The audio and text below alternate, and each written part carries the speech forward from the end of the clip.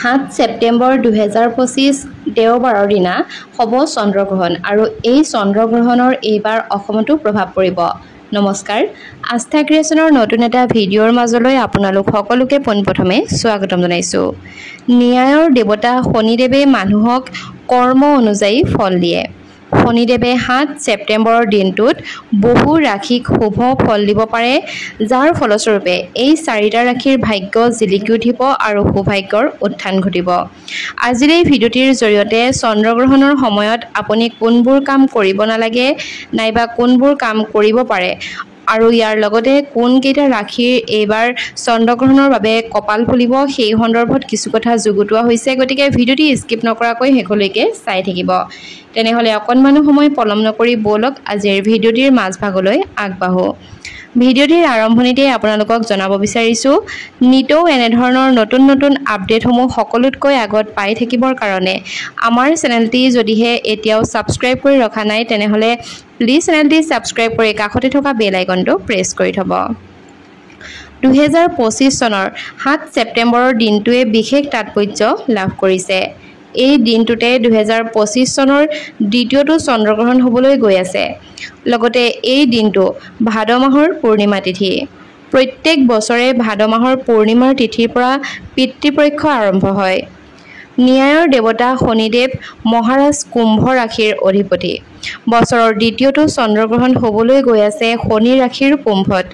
শনিদেৱে মানুহক কৰ্ম অনুযায়ী ফল দিয়ে, সেইবাবে তেওঁৰ কৰ্মৰ দেৱতা বুলি গণ্য কৰা হয়। এই দিনটোতে শনিদেৱে বহু ৰাশিৰ ওপৰত আশীৰ্বাদ বৰষুণ হ'ব। এই দিনটোত বৃষ ৰাশিৰ লোকসকলৰ বাবে বিশেষ হ'বলৈ গৈ আছে। 7 ছেপ্টেম্বৰ হৈছে এটা বিশেষ দিন। শনিদেৱৰ আশীৰ্বাদ বৃষ ৰাশিৰ লোকৰ ওপৰত সদায় থাকিব। ডাঙৰ ডাঙৰ সমস্যাবোৰৰ সমাধান বিচাৰি পাব। আপোনাৰ কষ্টৰ ফলসমূহ আপুনি পাব। লগতে ব্যৱসায়ত লাভ পাব। এই দিনটোত লোহা দান কৰি আপোনালোকে শিৱক পূজা কৰি শিৱলিংগত পানী আগবঢ়াব পাৰে। ইয়াৰ লগতে 7 ছেপ্টেম্বৰৰ দিনটোত মিথুন ৰাশিৰ লোকসকলৰ কাৰণেও উপকাৰী বুলি প্ৰমাণিত হ'ব। এই দিনটোত শনিদেৱৰ আশীৰ্বাদত লাভ আৰু ব্যৱসায়ত নতুন সুযোগ লাভ কৰিব পাৰিব তথা এই দিনটোত আপুনি বিদেশী উৎসৰ পৰা লাভ কৰিব পাৰে। লগতে নতুন চুক্তিও পাব পাৰে। বহুত দিন আবদ্ধ হৈ থকা কামবোৰ সম্পূৰ্ণ হ'ব। এই দিনটোত কলা, তিল আৰু মাটিৰ দাইল আপোনালোকে দান কৰিব পাৰে। কুম্ভ ৰাশিত শনিৰ গ্ৰহণৰ বাবে তুলা ৰাশিৰ লোকে বিশেষ সুবিধা লাভ কৰিব পাৰে। আজিৰ দিনটোত অৰ্থাৎ সেই দিনটোত 7 ছেপ্টেম্বৰ দিনটোত তুলা ৰাশিৰ লোকে কেৰিয়াৰৰ উন্নতি আৰু আৰ্থিক সুবিধা লাভ কৰিব পাৰে। ইয়াৰ লগতে সন্মান বাঢ়িব। পৰিয়াল আৰু সম্পৰ্ক অধিক শক্তিশালী হৈ উঠিব। আপোনাৰ অসম্পূৰ্ণ আৰু আবদ্ধ কামবোৰ সম্পূৰ্ণ হ'ব পাৰে। 7 ছেপ্টেম্বৰত চন্দ্ৰগ্ৰহণৰ দিনা তুলা ৰাশিৰ জাতক জাতিকাসকলে শনি মন্দিৰত শনিদেৱৰ মূৰ্তিত সৰিয়হৰ তেল অৰ্পণ কৰাৰ লগতে বিশেষকৈ তেওঁৰ ভৰিত অৰ্পণ কৰিব। লগতে শনিৰ মন্ত্ৰ জপ কৰিব লাগে। বছৰৰ দ্বিতীয়টো চন্দ্ৰগ্ৰহণ মকৰ ৰাশিৰ লোকসকলৰ কাৰণে উপকাৰী বুলি প্ৰমাণিত হ'ব পাৰে। শনিদেৱ কুম্ভ ৰাশিৰ লগতে মকৰ ৰাশিৰো প্ৰভু। শনিদেৱৰ আশীৰ্বাদত এই দিনটো মকৰ ৰাশিৰ লোকসকলৰ কাৰণে বিশেষ হ'বলৈ গৈ আছে। আদালতৰ গোচৰত আপুনি সফলতা লাভ কৰিব পাৰে। চাকৰিৰ পৰিস্থিতি হ'ব কিন্তু মনটো সুখী হ'ব। এই দিনটোত আহঁত গছক আপোনালোকে পূজা কৰি তেলৰ চাকি জ্বলাব পাৰে। 7 ছেপ্টেম্বৰত ভাৰতত এই চন্দ্ৰগ্ৰহণটো দেখা যাব আৰু ই 2025 চনৰ দ্বিতীয়টো তথা শেষৰটো চন্দ্ৰগ্ৰহণ হ'বলৈ গৈ আছে। ইয়াক সম্পূৰ্ণ মহা চন্দ্ৰগ্ৰহণ হিচাপেও বৰ্ণনা কৰা হৈছে। এই সময়ছোৱাত জ্যোতিষৰ মতে কিছুমান ৰাশিৰ মানুহৰ ভাগ্য উজ্জ্বল হ'ব আৰু কিছু বিশেষ নীতি নিয়ম কিন্তু পালন কৰিব লাগিব। কি কৰিব লাগিব বা কি এৰিব লাগিব সেই সন্দৰ্ভত বলক কিছু কথা জানি লওঁ। ধৈৰ্য ধৰক। চন্দ্ৰগ্ৰহণৰ সময়ত শান্ত হৈ থকা আৰু নিজৰ ক্ৰিয়া প্ৰতিক্ৰিয়াৰ ওপৰত নিয়ন্ত্ৰণ ৰখাটো উচিত। যথা সময়ত আপোনালোকে ঘৰলৈ আহিব তথা গ্ৰহণৰ সময়ত নাইবা সূতককালৰ সময়ত ঘৰৰ ভিতৰত থাকিবলৈ চেষ্টা কৰিব। গ্ৰহণৰ শেষত দান ধৰ্ম কৰা হয়, যাৰ ফলস্বৰূপে পূৰ্বপুৰুষৰ আত্মাই শান্তি লাভ কৰে বুলিও বিশ্বাস কৰা হয়।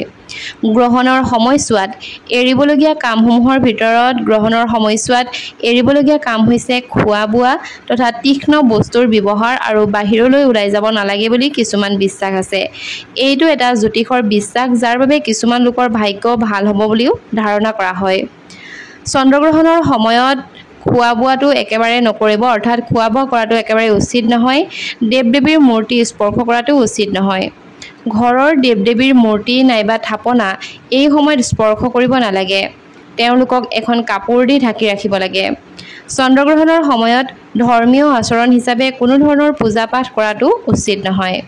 ভগৱানৰ নাম স্মৰণ কৰা এই সময়ছোৱাত মনৰ মাজত ভগৱানৰ নাম স্মৰণ কৰা উচিত। বৈদিক মন্ত্ৰ উচ্চাৰণ কৰিলে মংগল হয় বুলিও জনা যায়। ইয়াৰ লগতে আপোনালোকে বিচাৰিলে পবিত্ৰ নদীত গা ধোৱা, অৰ্থাৎ গ্ৰহণৰ পাছতেই আপোনালোকে যিকোনো এখন পবিত্ৰ নদীত যদিহে পাৰে তেনেহ'লে গা ধুব পাৰে।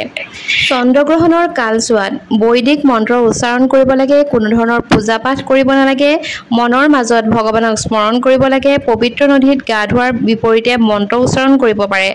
যদিহে নোৱাৰে পবিত্ৰ নদীত গা ধুবলৈ তেনেহ'লে পবিত্ৰ নদীৰ পানীৰেও আপোনালোকে নিশ্চয়কৈ গা ধুব পাৰে। চন্দ্ৰগ্ৰহণৰ সময়ছোৱাত খাদ্য প্ৰস্তুত কৰাৰ লগতে খোৱা বোৱা কৰাটো একেবাৰে অসম্ভৱ, নাইবা খোৱা বোৱা সৰ্বসাধাৰণতে নকৰিব।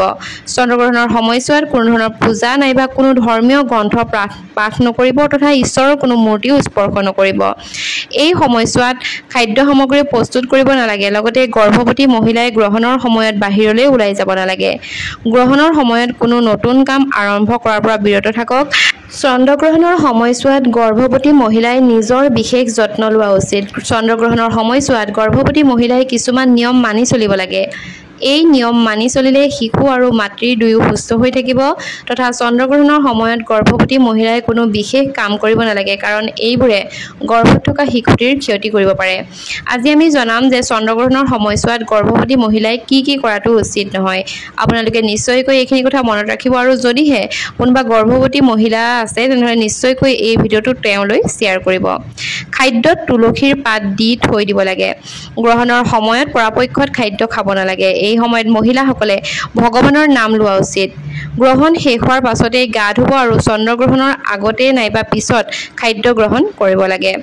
গ্ৰহণৰ সময়ত গৰ্ভৱতী মহিলাই কটাৰী, কেঁচি আৰু বেজী আদি চোকা বস্তু ব্যৱহাৰ কৰিব নালাগে, নাইবা এইসমূহৰ সংস্পৰ্শলৈ আহিব নালাগে। এই সময়ছোৱাত পৰাপক্ষত খাদ্য খাব নালাগে আৰু ঘৰুৱা কোনো কাম নকৰিব।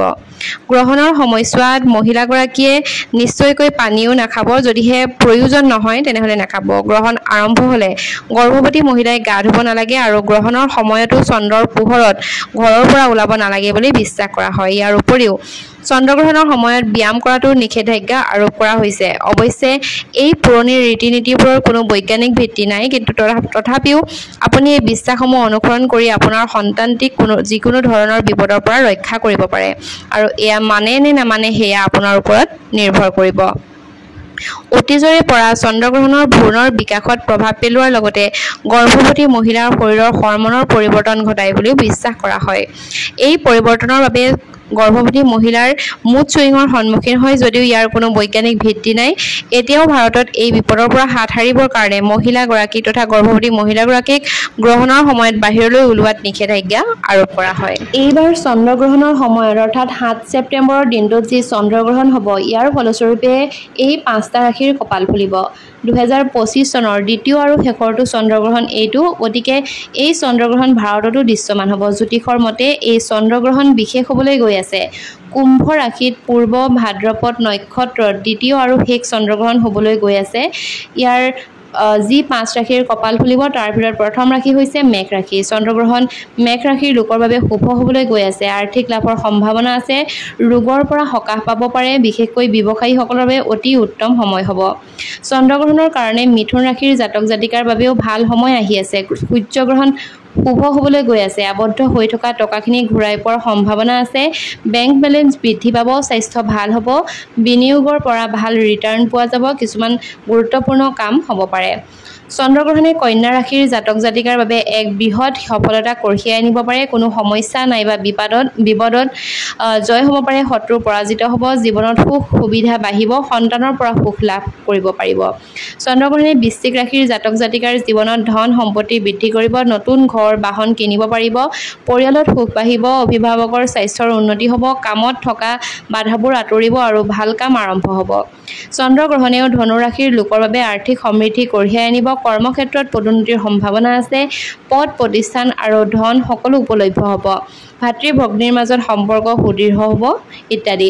গতিকে ইমানখিনি আছিল চন্দ্ৰগ্ৰহণৰ বিষয়ে। যদিহে ভিডিঅ'টি চাই ভাল পালে তেনেহ'লে নিশ্চয়কৈ আপোনাৰ বন্ধুবৰ্গৰ লগত শ্বেয়াৰ কৰিব। নতুন এটা ভিডিঅ'ৰ জৰিয়তে খুব সোনকালে লগ পোৱাৰ প্ৰতিশ্ৰুতিৰে আজিৰ এই ভিডিঅ'টিৰ পৰা বিদায় লৈছোঁ। ধন্যবাদ।